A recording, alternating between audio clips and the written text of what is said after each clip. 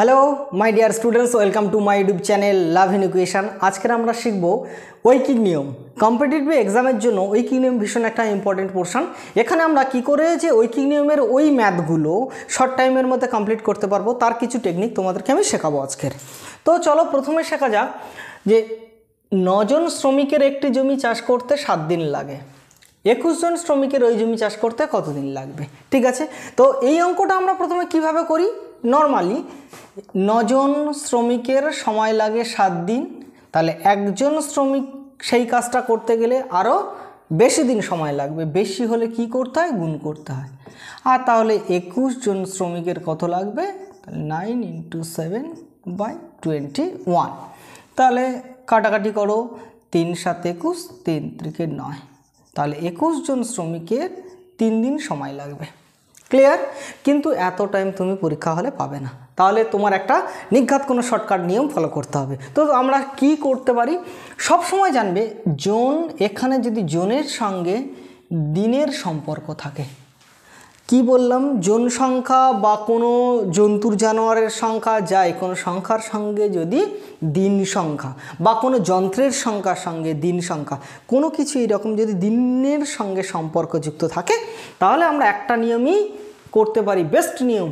সব সময় এটা আর এটা কি করবে, গুণ করে দেবে, আর যেটা আছে ওটা দিয়ে ভাগ করে দেবে। তাহলে যেটা তোমার বের করতে হবে সেটা চলে আসবে। তাহলে দেখো একইভাবে 3 × 3 = 9, কত সহজে তুমি পেয়ে গেলে 3 দিন সময় লাগবে। বোঝা গেছে? এই সেম টেকনিকে কয়েকটা অঙ্ক তোমার করিয়ে দেবো। দেখো নেক্সট ম্যাথটা দেখো, বলছে যদি একটি কাজ 9 জন লোক 12 দিনে করতে পারে, অতিরিক্ত 3 জন লোক নিয়োগ করলে কাজটি কত দিনে শেষ হবে। তাহলে দেখো আমি প্রথম অঙ্কে বলেছি জোন সংখ্যা বা কোনো একটা সংখ্যার সঙ্গে দিন সংখ্যা থাকলে তাহলে ওটা গুণ করে দেবো, তাই তো। এইবার দেখো তোমার বলেছে দ্বিতীয় ক্ষেত্রে কি বলছে, অতিরিক্ত 3 জন লোক নিয়োগ করলে, তোমার ছিল 9 জন, অতিরিক্ত 3 জন নিলে তাহলে লোক সংখ্যা কত হলো, 9 + 3, তাহলে 12 জন লোক হলো। ঠিক আছে, এবার চলে যাও করলে কত দিনে শেষ করতে হবে। আমি বললাম দিন আর এরকম জনের সম্পর্ক থাকলে কি করতে হয়, প্রথমে যেটা আছে ওটা গুণ করে দাও, আর যেটা লাস্ট আছে, লাস্ট কত হলো, 12 জন, এটাই তোমার অ্যান্সার। এত দিন সময় লাগবে, তাহলে 12 কেটে গেল 9 দিন। দেখো টেকনিকটা কি সহজ বলে মনে হলো? আমার মনে হয় তোমাদের এই টেকনিকে ফলো করলে কম্পিটিটিভ এক্সামে খুব কুইক তোমরা অ্যান্সার করতে পারবে। নেক্সট আরও একটা ম্যাথ দেখো নেক্সট ম্যাথটা কি বলছে, একজন কৃষকের 40টি গরুর জন্য 35 দিনের খাদ্য মজুদ আছে, তিনি আরও 10টি গরু ক্রয় করলেন, ওই খাদ্যে কতদিন চলবে। ঠিক আছে, আমি প্রথমের অঙ্কে বলেছি সেই একই টাইপ, 40টি গরু আর দিন সংখ্যা দেওয়া আছে।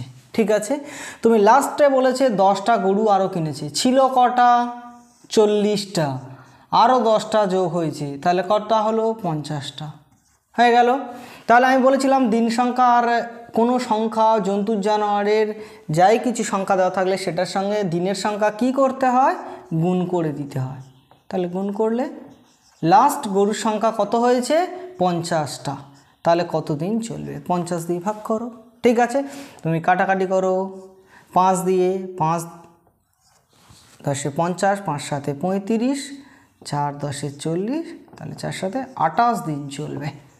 আশা করি তোমরা খুব সহজে বুঝতে পারছো যে শুধু একটা জিনিস মাথায় রাখবে, এইটার সংখ্যা এবং দিন থাকলে তোমার গুণ করে দিতে হবে। লাস্ট আর একটা ম্যাথ দেখো,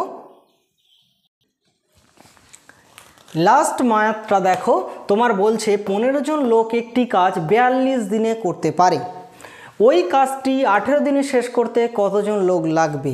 একই টাইপ জোন আর দিন সংখ্যা আছে, কি করতে হবে আশা করি তুমি জানো, এবং যদি প্রথম থেকে ভিডিওটা দেখে থাকো অবভিয়াসলি তুমি এই অঙ্কটা করতে পারবে।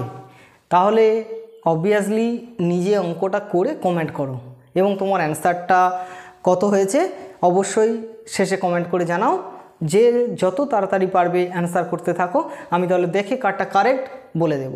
ঠিক আছে, এর সেকেন্ড পার্টটা আমি আবার আপলোড করব। আমরা ঐকিক নিয়মের পার্ট 1টা শিখলাম। ঠিক আছে, যদি ভালো লেগে থাকে বন্ধুদের শেয়ার করতে ভুলবে না। সবাই ভালো থেকে সুস্থ থাকবে। ওকে, বাই।